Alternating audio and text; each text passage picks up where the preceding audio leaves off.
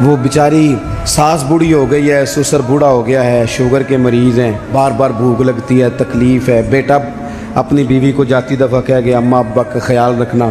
وہ آئی ہے صبح، اس نے آ کے کہا ابا جی ناشتہ لاؤں؟ کا پتر مجھے ابھی بھوک نہیں۔ 2-3 گھنٹے کے بعد اس نے کہا بیٹا، تلخ بولی ہے جی، کہا جی ہے اس نے۔ لفظ جی بھی کبھی سخت ہوتا ہے، لہجہ سخت ہوتا ہے۔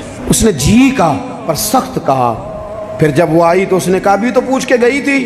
انہوں نے کہا بیٹا چلو بھوک لگ گئی ہے لے آؤ۔ اب وہ لائی ہے تو اس نے زور سے پٹکا ہے برتن، دروازہ گئی ہے تو زور سے بند کیا۔ تو اس انداز میں بھی بوڑھے کو تکلیف محسوس ہوتی ہے۔ وہ شام کو جب بیٹا آیا تو ساس سسر رو ہی پڑے، کہنے لگے اس کو سمجھا تیری بیوی بڑی توہین کرتی ہے۔ تو خاوند نے بلایا کہ ابا اماں تیری شکایت کر رہے ہیں، تو وہ کہتی ہے کہ انہوں نے پوچھو میں آکھیا کی ہے؟ انہیں آکھیا تو کچھ بھی نہیں۔ کوئی جملہ بتایا جا سکتا ہے؟ لہجے اتنے سخت ہیں، کچھ انداز اتنے سخت ہیں۔ جب آپ کسی غریب آدمی نے آپ کو جا کے اپنا دکھ سنایا، آپ گھومنے والی کرسی پہ بیٹھے تھے، اس نے کہا چودھری صاحب، سیٹھ صاحب، نواب صاحب ناراض نہ ہونا، پیر صاحب بھی، حضرت صاحب بھی، اللہ ماشاءاللہ، اس نے اپنا دکھ سنایا، مجھے تھوڑی ضرورت پڑ گئی ہے، میری بیٹی کی شادی ہے۔ آپ نے کچھ بھی نہیں کہا۔